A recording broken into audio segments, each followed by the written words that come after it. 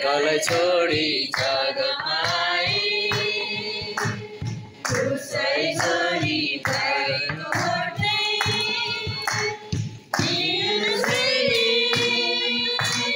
ठाउँ तपाईँलाई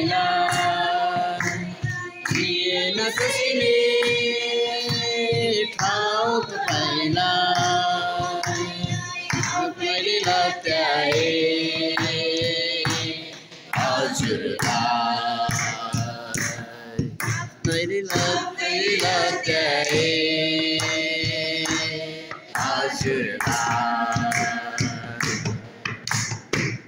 छु छु छु भयो नि जाडो सबैले खोलाउन साह्रो हुँदैन कसलाई लाउन गाह्रो जन्मे गोठमा प्रभु हाम्रो जन्मे गोठमा प्रभु हाम्रो छु छु छु भयो नि जाडो। म चाहिँ अनि ब्याक साइडमा बसेर एउटा न्यारेटर म चाहिँ त्यो घटनामा के भइरहेछ भन्दिने रूपमा चाहिँ मैले चाहिँ भन्न गइरहेछु। उहाँहरूले चाहिँ एक्टिङ गर्नुहुन्छ तर एक्टिङ चाहिँ पर्फेक्ट हुँदैन किनकि तुरुन्तको तुरुन्त हामीले कसरी गर्ने होइन र पनि हामी तपाईँहरूलाई बुझाउने कोसिस गर्छौँ। अनि यहाँनिर चाहिँ हामीले चाहिँ शीर्षकमा चाहिँ तपाईँले अघि देख्नुभयो तयारीको विषयमा छ है। अनि हामी चाहिँ त्यही कुरालाई चाहिँ अलिकति ड्रामाद्वारा चाहिँ तपाईँहरूलाई बुझाउन खोज्छौँ है त्यहाँनिर लेखिएका कुराहरू है। अनि उहाँ चाहिँ योसेफको उहाँ चाहिँ फारोको रूपमा चाहिँ उहाँ प्रस्तुत हुनुहुन्छ है। अनि त्यहाँनिर चाहिँ घटनामा हेर्ने हो भने चाहिँ फारो चाहिँ एउटा सुतिरहेको व्यक्ति त्यहाँ चाहिँ सपना देख्दै गर्दछ है। फारो चाहिँ त्यहाँनिर गएर सुत्नु हुँदछ फारो चाहिँ त्यहाँनिर सोफामा गएर उहाँ चाहिँ सुत्नुहुन्छ किनभने म चाहिँ अलिकति ब्याक साइडमै हुनुपर्ने म चाहिँ नदेखिनु पर्ने हो मेरो चाहिँ साउन्ड मात्र आउनु पर्ने तर म चाहिँ अगाडिबाट नै भनिदिन्छु है सुत्नुहोस् न हजुर चाहिँ त्यहाँनिर दुईजना तपाईँहरू दुईजना चाहिँ त्यहाँनिर गएर उहाँको जस छेउमा एउटा सेवा गरे जस्तै गरेर है। अनि हामीले चाहिँ घटनालाई हेर्ने हो भने जब फारो चाहिँ सुतिरहेको हुन्छ है अनि उसले चाहिँ सपना देख्छ है। हामी सबैजना त्यो अनि 41 अध्यायमा हेर्ने हो भने चाहिँ हामीलाई थाहा छ फारोले चाहिँ दुईटा सपना देख्छ है। अनि सुरुमा चाहिँ एउटा मोटो मोटो पशुहरू अनि त्यो चाहिँ 7वटा पशुहरू एकदम मोटाइरहेको त्यहाँ चाहिँ खाएको कुराहरू देख्छौँ। अनि दोस्रो सपना पनि उसले के देख्छ भन्दाखेरि चाहिँ एउटा डाँठमा त्यो बाला अनि त्यो चाहिँ भरिलो रूपमा चाहिँ हुँदछ है। त्यो पनि 7वटा त्यहाँनिर हामी देख्न सक्दछौँ है। अनि त्यहाँनिर चाहिँ ऊ चाहिँ त्यो सपना देखिसकेपछि चाहिँ के हो भनेर ऊ चाहिँ बिउजिन्छ फारो चाहिँ बिउजिसकेपछि चाहिँ अनि फारोले चाहिँ यो सपनाको अर्थ के हो कसलाई भन्ने को चाहिँ जान्ने बुझ्ने छ कुन ठाउँमा चाहिँ गएर यो सपनाको अर्थ चाहिँ मैले पाउन सक्छु यो सपनाको अर्थै बुझ्दैन त्यहाँ दुईटा सपना दिएछ। अनि त्यहाँनिर त्यो सपनाको अर्थ चाहिँ के हो भने त्यो फारोलाई चाहिँ एकदमै कौतूहलता हुन्छ है। त्यो कौतूहलता भइसकेपछि अनि जब योसेफले चाहिँ के थाहा गर्छ भन्दाखेरि चाहिँ फारोले चाहिँ उसको सपनाको अर्थ खोल्नको लागि चाहिँ ठुल्ठुलो विद्वान कहाँ जानको लागि चाहिँ कोसिस गर्दैछ भनेर चाहिँ योसेफले पनि थाहा गरेको कारणले चाहिँ योसेफ चाहिँ फारो कहाँ जान्छ है। अनि जब योसेफ फारो कहाँ गइसकेपछि चाहिँ अनि योसेफले चाहिँ फारोलाई के भन्छ भन्दा चाहिँ सपनाको अर्थ सपनासँग भएको कुरा चाहिँ एउटा ठुलो योजना छ परमेश्वरले त्यसमा चाहिँ ठुलो योजना राख्नु भएको छ। त्यही सपनाद्वारा चाहिँ यहाँ देशमा हुन लागेको कुराहरू चाहिँ प्रकट हुन गइरहेको छ भनेर चाहिँ अनि योसेफले चाहिँ फारोलाई त्यो कुराहरू भन्दछ है। अनि जब त्यो सपनाको कुराहरू केलाउने क्रममा चाहिँ यो चाहिँ के हो भन्दाखेरि चाहिँ जुन तपाईँले देख्नुभयो त्यो 7वटा मोटा पशु अनि त्यो 7वटा डाँठमा लागेका ती बालाका कुराहरू चाहिँ 7ले जनाउँदछ 7 चाहिँ 7 सालका कुराहरू देखाउँदछ है। पहिलो 7 सालले चाहिँ सहकालकै कुरा देखाउँछ भने अर्को 7ले चाहिँ अनिकालका कुराहरू देखाउँछ भनेर भनेको छ है। अनि त्यहाँनिर चाहिँ दुईटै सपनाको अर्थ चाहिँ एउटै हो तपाईँको जीवनमा तपाईँले देख्दै गरेको सपनाहरू चाहिँ यहाँनिर चाहिँ योसेफले चाहिँ फारोलाई भन्दछ। अनि यो कुराहरूले चाहिँ त्यहाँनिर चाहिँ के हुन आउँछ मिश्र देशमा भन्दाखेरि चाहिँ त्यो जति पनि 7 सालमा चाहिँ सहकालहरू भएको थियो राम्रो कुराहरू भएको थियो त्यो सबै कुराहरू बिर्सिन्छ है राम्रो कुराहरू बिर्सिन्छ। अनि त्यसपछिको अनिकालका कुराहरूलाई चाहिँ त्यहाँनिर चाहिँ एकदमै आपद पर्छ। अब अनिकाल आउन आँट्यो के गर्ने अनि हामीले शीर्षकमा हेर्ने तयारीका कुराहरू अनि त्यहाँनिर चाहिँ पूर्व तयारीका कुराहरू छ है त्यहाँनिर चाहिँ।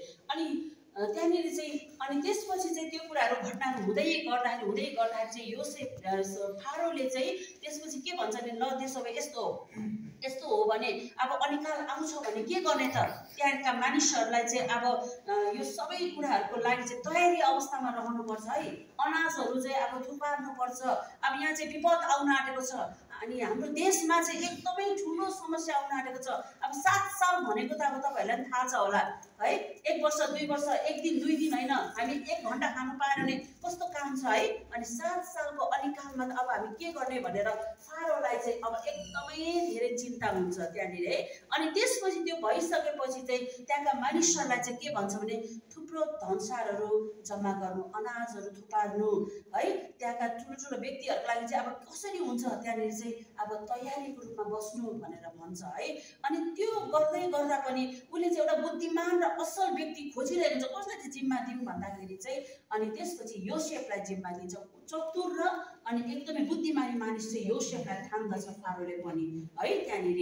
अनि त्यसपछि त्यो कुराहरू पूर्व तयारीका कुराहरू भइसकेपछि, पूर्व तयारी उनीहरूले गरिसकेपछि, विभिन्न अनाजहरू चाहिँ थुपारिसकेपछि अनि त्यहाँनिर के हुन्छ भन्दाखेरि त्यो ठाउँमा चाहिँ खानको लागि चाहिँ समस्या पर्दैन है।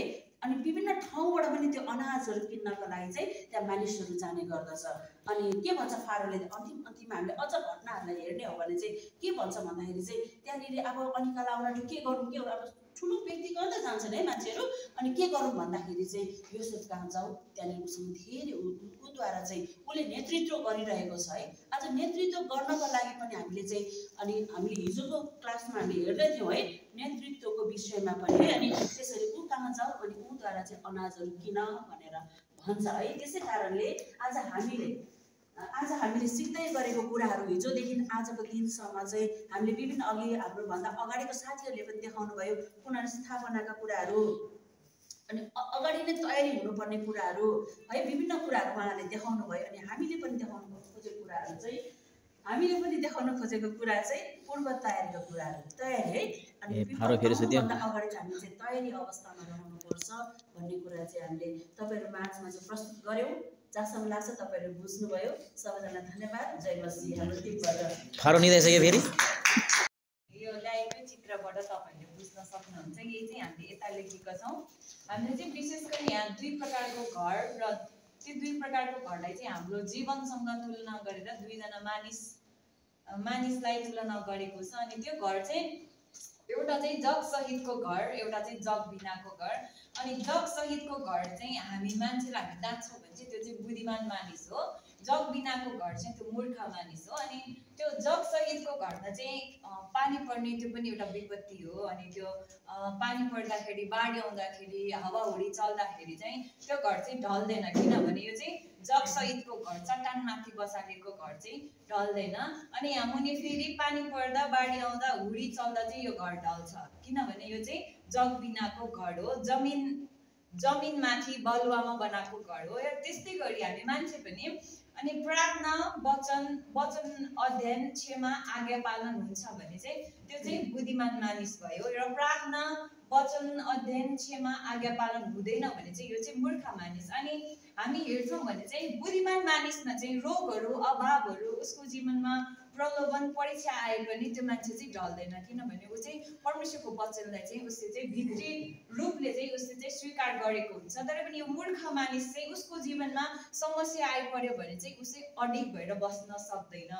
अनि हामी चाहिँ यहाँ चाहिँ लेखेको छ, अलि माथि गर्दिनु न। जग सहितको घर चाहिँ बलियो हुन्छ अनि जग बिनाको घर चाहिँ कमजोर हुन्छ। यो चाहिँ देख्दामै तपाईँहरूले बुझ्न सक्नुहुन्छ। अनि यो बुद्धिमान मानिस चाहिँ उसको चाहिँ भित्री विश्वास हुन्छ अनि बाइबलको सत्यमा जडा गाडिएको हुन्छ। त्यसले चाहिँ सबै कुरा जानेको हुन्छ त्यो भित्री विश्वास भएको मानिसले चाहिँ। अनि बाहिरी विश्वास भएको मान्छे चाहिँ त्यो बाइबलको सत्य जाने पनि ऊ चाहिँ जडा गाडिएको हुँदैन। अनि हामी हेर्छौँ भने चाहिँ यो हाम्रो जीवनमा चाहिँ यो प्राकृतिक कुराहरूले मात्र आउने विपद होइन।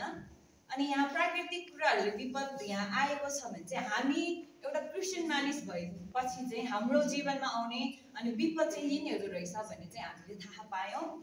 अनि आज चाहिँ हाम्रो जीवन चाहिँ कुन घर जस्तो छ, अनि चट्टानमाथि बसालेको घर जस्तो छ कि अनि बलुवामाथि बसालेको घर जस्तो छ हाम्रो जीवन चाहिँ।